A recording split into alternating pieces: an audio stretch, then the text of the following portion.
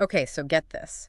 We've got psychic spies, government secrets, UFOs. Oh, wow. Yeah, Sounds right up our alley. it does, right? Yeah, So today we're going to take a deep dive into the world of remote viewing, I like it. specifically through the experiences of Lynn Buchanan Okay. and, his remote viewing of the Rendlesham Forest incident. Back in 1980, right? Yeah. A classic. So, Um, what's really fascinating about this is the military actually investigated this stuff. really? Yeah, they were using remote viewing for psychic spying. No way. Yeah. They were actually doing it. Yeah, they even had a name for it. What was it? Controlled remote viewing, or CRV. CRV. Wait, doesn't that imply they were like controlling the viewer's mind? Not at all, actually. It was kind of the opposite. Really? CRV gave the viewers more control. Huh. They would use coordinates instead of describing the target, Coordinate. like latitude and longitude. Okay. If you tell someone to envision a tall building, Right. immediately their mind is going to jump to assumptions. Yeah, I guess so. But coordinates are neutral, Yeah. so it allows the viewer to tap into, like, pure information Okay, that makes sense. without any preconceived notions. So less mind control, more like mind unleashing, I get there. Okay, so where does Lynn Buchanan fit into all of this? Well, Buchanan was a military remote viewer. Okay. And believe it or not, he started as a total skeptic. Really? Yeah, he thought the whole thing was a joke until he saw the evidence. Wait, what kind of evidence did they have him like predicting lottery numbers or something? Not quite. Okay. It turns out that the U.S. military started looking into remote viewing because of reports that the Soviets had their own psychic spy programs. What? Yeah, a psychic arms race. Wow, a psychic arms race. Okay, so back to Buchanan, though. So he's skeptical, and then he sees some top secret files, and suddenly he's a believer. Not exactly suddenly, but he was a quick study, Okay. and eventually he became a key figure in the program. Alongside some other folks like Ingo Swann and Joe McMoneagle, who are really instrumental in developing these remote viewing techniques. Right, Ingo Swann, he's the one who famously remote viewed structures on the far side of the moon. Yeah, that's him. Talk about mind-blowing, but we'll get back to that later. That's For now, let's focus on the Rendlesham Forest incident. Okay. You've got military reports of strange lights, a triangular craft landing in the woods. Exactly. And while multiple witnesses reported seeing things over several days, Right. Buchanan was tasked with remotely viewing one specific night of the event. And what did he see? Did he actually witness those little green men everyone talks about? Not in his viewing, no. Okay. But he did see the craft. Oh, really? Yeah. He described it as a shiny, rounded object with a pointed area, Okay. unlike any technology at the time. Wow. And get this, when he viewed the inside, Yeah. it's practically empty. Just a control room with a panel, Okay. but no crew. It was like a drone. A drone. That's even weirder. Hang on if it was a drone who was controlling it. And what was it doing in Rendlesham Forest in the first place? Well, that's where it gets really interesting. Okay. Buchanan was able to tap into the craft's computer. What? Yeah, and discovered that it was autonomous, Autonomous. not piloted remotely. Wow. He even sensed that it was programmed to search for something specific and report back when it found its target. So this autonomous drone was on a mission. Seems that way. What was it looking for? Did Buchanan get any insights into that? Unfortunately, no. Mm. And officially, he stated that the military remote viewing program never concerned itself with UFOs or extraterrestrials. But There's a but there. What is it? he's always been very careful with his wording. I see. When he says officially, it makes you wonder, doesn't it? Yeah, it does. What else could be out there hidden from public view? Exactly. What if this drone-like craft wasn't terrestrial in origin after all? Right. Okay, now we're talking. This This is where it gets juicy. Buchanan believes that there are all sorts of secret programs. Some good, some potentially not so much. Right. He thinks the public deserves to know more. I agree. Which brings us back to those alleged structures Ingo Swann viewed on the far side of the moon. Hold on, let's not jump ahead too quickly. You said Buchanan believes in these secret programs. Did he ever talk about them directly? Did he ever remote view any of them? Actually, yes. He did. He has alluded to remotely viewing a suspected secret space program, Really? one operating beyond what's publicly acknowledged. Wow. But he's always stopped short of disclosing details, citing classification. Of course, the secrecy is so frustrating. But if there is this secret space program, what could it be doing? That's a big question. It is. Exploration research may be something more covert. Right. And when we consider Swann's remote viewing of those lunar structures, Yeah, Well, it certainly adds fuel to the fire, wouldn't you say? absolutely.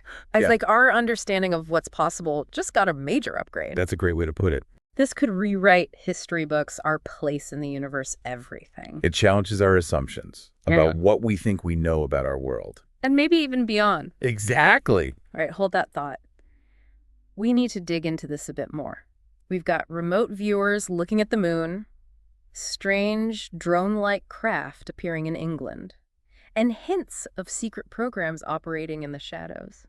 What does it all mean? Well, that's exactly what we're here to unpack. And what's really mind-boggling is Buchanan wasn't just viewing the moon or this mysterious craft. Oh, yeah. He actually remotely viewed Mars as well. Hey, Mars, too. What did he see there? Was it like a Martian version of Rendlesham Forest? He didn't encounter any crafts, Okay. but he described feeling physically present on the planet, experiencing its cold and windy environment firsthand. Hold on, you're saying he felt like he was actually on Mars? That's what's so fascinating about remote viewing. It's Yeah. not just about seeing, it's about experiencing. Wow. And get this, he later recognized a specific location on Mars Okay. from a photograph that was released after his viewing. Wow. That's incredible. It really makes you wonder about the nature of time and perception in remote viewing. Could it be that remote viewers are tapping into a reality that transcends our linear understanding of time?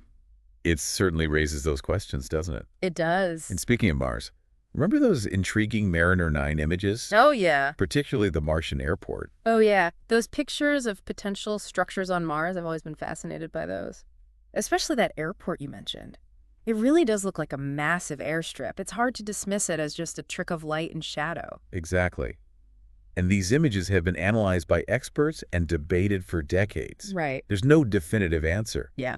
But the possibility of ancient or even present-day structures on Mars is a captivating thought. It makes you wonder, doesn't it? If there was a civilization on Mars at some point, what happened to them? And could there be other civilizations out there, maybe even more advanced than us, with technology we can barely comprehend? Those are the big questions, aren't they? They are. The answers may be closer than we think, perhaps hidden in plain sight or tucked away in classified files. Okay, let's put this all together for a moment. You've got Buchanan, who is remotely viewing the moon Mars, this unexplained craft. Then you've got Swan looking at the moon-finding structures. And you've got these Mariner 9 images of possible structures on Mars. Is it possible all of these things are connected somehow? It's a compelling thought. It is. What if these findings, along with Buchanan's experiences, suggest that our understanding of history, technology, and even our place in the universe is incomplete? Right. What if there's a whole hidden reality out there just beyond our grasp? Okay, now you're blowing my mind. A hidden reality, secret programs, alien civilizations. This is some next-level stuff. It's certainly thought-provoking. And remember, this is just scratching the surface of what Buchanan has alluded to. Okay. Think back to his statement about those potentially concerning secret programs. Right. What could those programs be? Advanced weapons, mind control experiments? Huh. Is this what he's talking about? Are those the things he's afraid to reveal? That's the million-dollar question, isn't it? But before we get ahead of ourselves, let's come back to Rendlesham Forest. Okay. We've got this autonomous, drone-like craft searching for something. Yeah. What if, and I'm just speculating here, what if it found what it was looking for right there in the forest? Okay, now that's an interesting thought. What could it have been searching for? And if it did find it, what does that mean? We can only speculate, of course. Yeah. But it opens up a whole new realm of possibilities. Right. It raises questions about the craft's purpose, its origin, and the implications of its discovery. All right, let's take this a step further. If we entertain the possibility that this wasn't just a terrestrial drone, what else could it be? Where could it have come from? That's a great question, and it takes us into the realm of speculation, of course.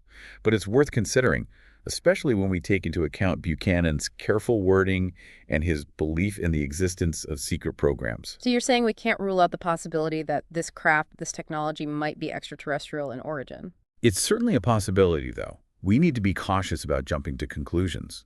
We have to rely on the evidence on what we know and what we can reasonably infer. Right, of course.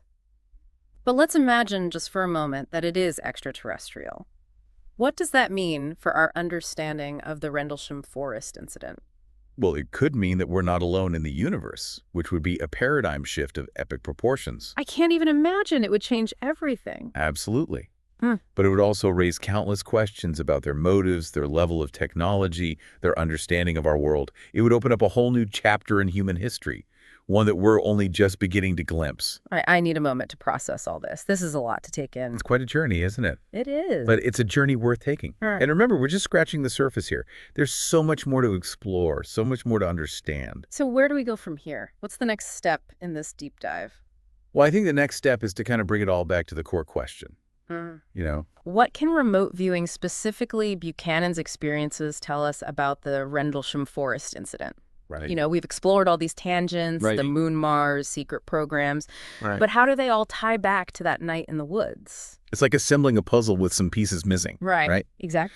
We have these like intriguing glimpses into a potential hidden reality, but the full picture remains elusive. We've got these reports from military personnel, strange lights, a craft landing, and then Buchanan remotely views it and sees this autonomous drone-like object searching for something. It's a lot to unpack. Right. And officially, of course, the government has denied any connection to UFOs. Right. But the evidence, both the eyewitness accounts and Buchanan's remote viewing, suggests there's more to this story. It's hard to dismiss all those testimonies, especially when some of them claim to have actually interacted with the craft up close. Exactly. It's a compelling case for sure. Yeah.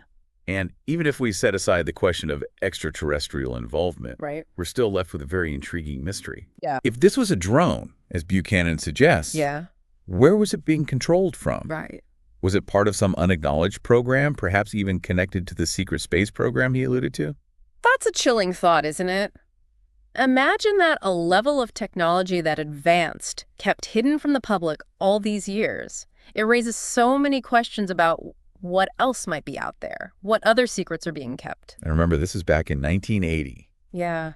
If they had that kind of technology, then imagine what they might have now. Oh, gosh. I don't even want to think about it. It's exciting, but it's also a bit scary.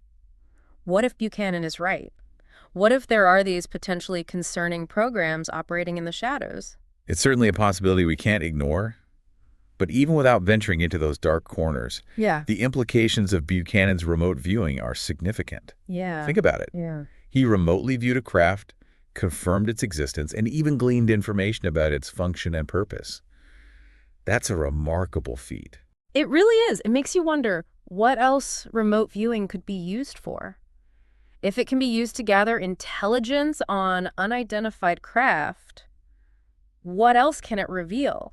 It opens up a whole new world of possibilities, doesn't it? It does. It challenges our traditional methods of gathering information and understanding the world around us. Yeah. It suggests that there are ways of knowing, ways of perceiving that we're only just beginning to explore.